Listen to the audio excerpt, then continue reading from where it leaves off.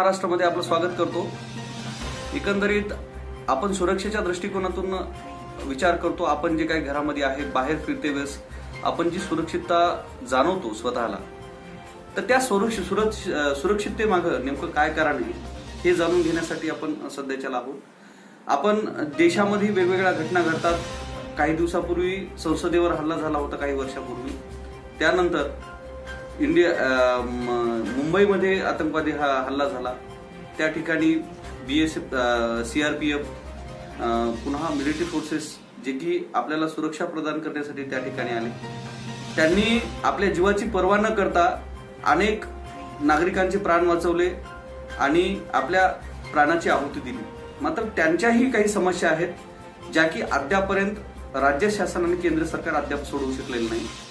माझ्यासोबत याच पेशातून आलेले टी राजेश कुमार हे आपल्या सोबत आहेत, जे की सध्याच्याला एक संघटन चालवत आहेत, all India armed forces ex serviceman welfare association या नावानं एक संघटन आहे, जे की BSF, CRPF आणि अशा वेगवेगळ्या ज्या संघटना आहेत त्या संघटनेतील लोकांच्या ज्या काही समस्या आहेत, रिटायरमेंटच्या नंतरच्या ज्या समस्या आहेत त्या सोडवण्यासाठी त्यांनी प्रयत्नशील आहेत। ते या संघटनेचे नॅशनल जनरल सेक्रेटरी आहेत, जे की आपल्या सोबत आहेत। नमस्ते सर। आप जो ये संगठन चला रहे हैं कि जिस बारे में जो आपके फोर्सेस है जो काम कर रहे हैं, उनके क्या प्रॉब्लम्स है जो कि अभी तक सेंट्रल गवर्नमेंट और स्टेट गवर्नमेंट अभी तक आपके प्रॉब्लम सॉल्व नहीं कर? हाँ जी, हमारा जितना भी है ये CRPF, BSF, CASF, ITBP, SSB, Assam rifles, ये पूरे जितना भी है पैरामिलिट्री फोर्सेस बोलता है। ये ministry of home affairs under में आता है, गवर्नमेंट ऑफ इंडिया। ये पूरा जो 2012 में 23 नवंबर 2012 में इसको सेंट्रल आर्म्ड पुलिस फोर्सेस बोल करके डिजिग्नेशन किया। एक डिजिग्नेशन रिटायर्ड वालों को एक्स CAPF बोल करके एक डिजिग्नेशन करके, उसी डिजिग्नेशन के अनुसार जो जितना ex serviceman of defence forces, army, air force, navy, उनको जितना भी स्टेट गवर्नमेंट में बेनिफिट्स देता है इनको भी देना बोल करके एक ऑफिस मेमोरेंडम इश्यू किया। अभी 8 इयर्स कंप्लीट हो रहा है। अभी जितना जिस स्टेट में पूरी तरफ से लागू नहीं है, 3 UT गवर्नमेंट्स लागू किया है और बाकी कुछ स्टेट्स में कुछ सब्जेक्ट्स जो भी बच्चों का रिजर्वेशन का जो एडमिशन का बारे में जो रीएम्प्लॉयमेंट है स्टेट पुलिस पे कुछ स्टेट्स दिया। अभी हम महाराष्ट्र में आ गए। अभी महाराष्ट्र में हम इसको पूरा सभी डिस्ट्रिक्ट्स में मीटिंग्स करने के लिए आया है। ये एक वेलफेयर भी महाराष्ट्र में अभी तक किया नहीं। इस वजह से महाराष्ट्र को चीफ मिनिस्टर को भी अभी रिप्रेजेंटेशन दिया है उसका इम्प्लीमेंटेशन करने के लिए। ये प्रॉब्लम है। और सेंट्रल गवर्नमेंट से जितना भी हमको 1 रैंक 1 पेंशन मिलना चाहिए था, और सेंट्रल पुलिस कैंटीन बोल करके एक ओपन किया है, उसका GST एग्जेम्पशन नहीं अभी तक है। पूरा देश भर कर रहे, बॉर्डर में कर रहे, नक्सलाइट एरिया में इनको जवान कर रहे। इनको पहले state government VAT rebate exemption किया था, नहीं तो जब GST आ गया उसको GST में एग्जेम्पशन नहीं दिया। ये बहुत गलत बात है। अभी ये जो केंद्रीय अर्धसैनिक बल जो है उसकी स्थापना कब हुई थी? ये तो हमारा जो जितना भी स्वातंत्र हुआ उसका पहले से है। असम राइफल्स और CRPF को क्राउन रिप्रेजेंटेटिव पुलिस बोलता है। ये पूरा चाइना बॉर्डर में भी इन लोग लड़ाई किया है। आजकल अभी जो भी है जो पुलिस का दिवस बोल करके कर रहा है वो उन्हीं का जो मतलब 21 अक्टूबर 21 को कर रहा है, उसी के नाम से कर रहे हैं। उस समय आर्मी, एयरफोर्स, नेवी जितना भी नहीं है पूरा बॉर्डर्स में, अभी भी बॉर्डर्स में जो BSF जो बॉर्डर क्रिटिकल एरियाज विलेजेस में है, CRPF जितना भी ITBP, SSB, ये पूरा हमारा देश का सुरक्षा कर रहा है और इंटरनल सिक्योरिटी कर रहा है। और जितना भी आपको पार्लियामेंट ड्यूटी है, जितना भी जो इंसिडेंट्स है हमारा देश का जो हो रहा है इमीडिएट एक्शन है, ये पूरा ये फोर्सेस करता है।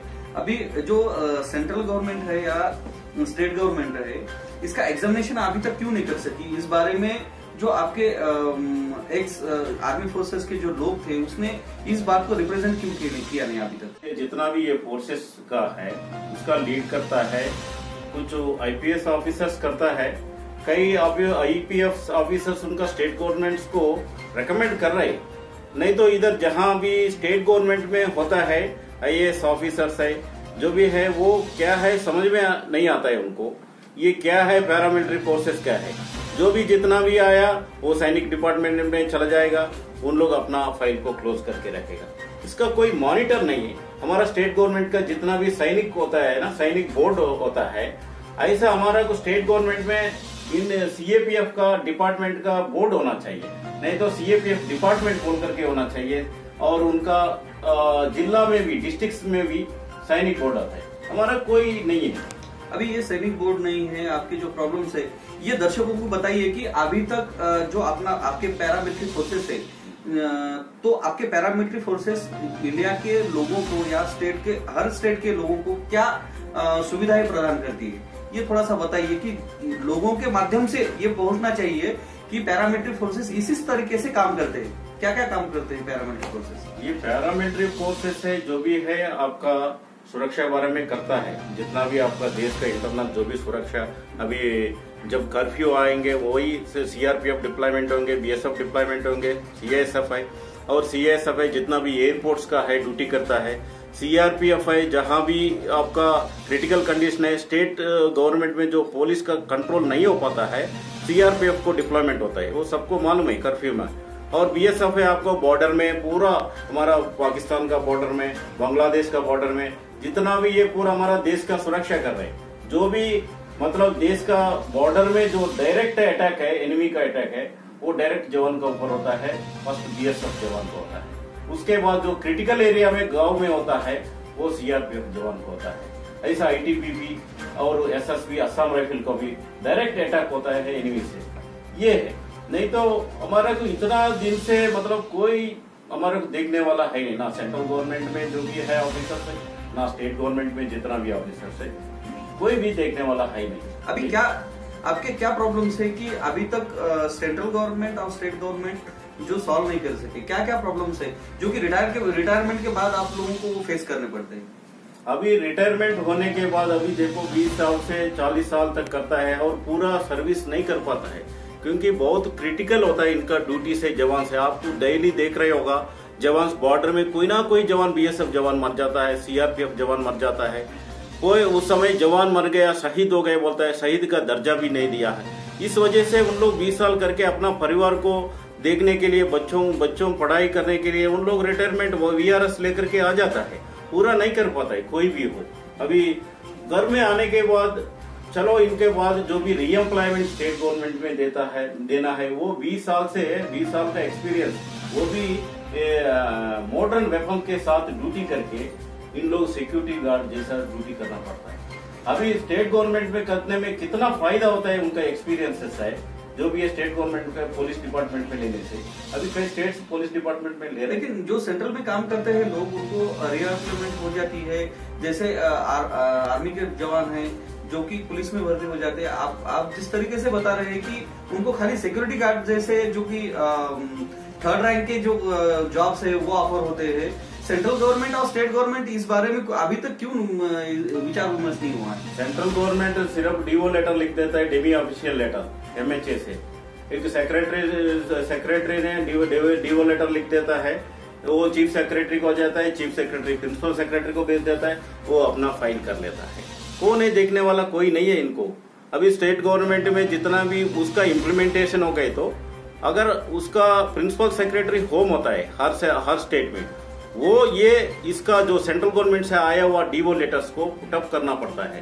पुटअप करके होम मिनिस्टर और जो कंसर्न चीफ मिनिस्टर से अप्रूवल लेकर के इनको जीवो निकालना पड़ता है। जो स्टेट गवर्नमेंट में जीवो निकालना है इनको भी ये सुविधा देना बोल करके, जैसा अभी यूटी स्टेट गवर्नमेंट डायरेक्ट दे दिया। कितने गवर्नमेंट ऐसे है कि जिन्होंने अप्रूवल दिया है? वही है, गोवा स्टेट यूटी ने गवर्नमेंट 3 दिया, गोवा है और दादरा नगर हवेली, डोमिनेंट हुई, ये तीनों स्टेट डायरेक्ट दे दिया है। और बाकी तो कुछ स्टेट्स, कुछ तमिलनाडु है स्टेट पुलिस का नोटिफिकेशन, इनको रिटायर्ड होने के बाद तुरंत इनको स्टेट पुलिस में जाएंगे। सेंट्रल गवर्नमेंट ने उधर से सेंट्रल गवर्नमेंट ने अप्रूवल दिया है क्या स्टेट को? हाँ, सेंट्रल गवर्नमेंट ने ऑल चीफ सेक्रेटरीज को, ऑल स्टेट चीफ सेक्रेटरी को, यूटी गवर्नमेंट को ऑफिस मेमोरेंडम दिया 23 नवंबर 2012 में दिया। और इसके बाद कई तीन चार डीओ लेटर्स भी लिखा। लास्ट रिमाइंडर है, लास्ट डीओ लेटर है 7 फरवरी 2020 में दिया, इसी साल है।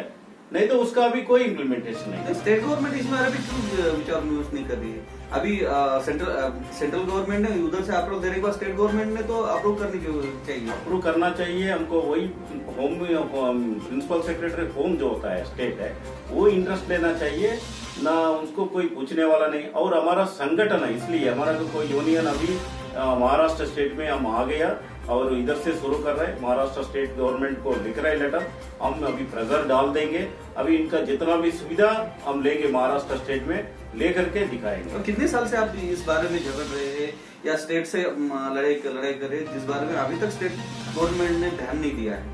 स्टेट गवर्नमेंट में, महाराष्ट्र स्टेट गवर्नमेंट में होने से कई संगठन बनाया, कई लेटर्स मिला, नहीं तो यूनियंस का कुछ स्ट्रांग सपोर्ट नहीं है। यूनियंस जो बनाए हैं उनको, हमारा जो रिटायर्ड जवान है उनको मालूम ही नहीं है एक्चुअल क्या है यूनियंस, क्या है इनका पावर, क्या है ये पूरा मालूम नहीं है। जो पूरा देश में सेवा करके, देश का सेवा करके आया, इस वजह से उनको मालूम नहीं। और उनको हम अवेयरनेस करेंगे, उनको एक यूनिटी बनाएंगे और तुरंत 2-3 महीने के अंदर महाराष्ट्र स्टेट में जितना भी जवान को फैसिलिटी मिलेगा उसका अनुसार हम करेंगे।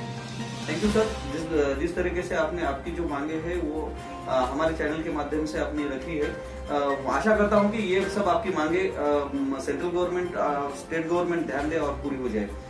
तो हे होते आपल्यासोबत अर्धसैनिक केंद्रीय बलाचे जवान, माजी जवान, जे की all India arm forces ex serviceman welfare असोसिएशनचे नॅशनल जनरल सेक्रेटरी होते।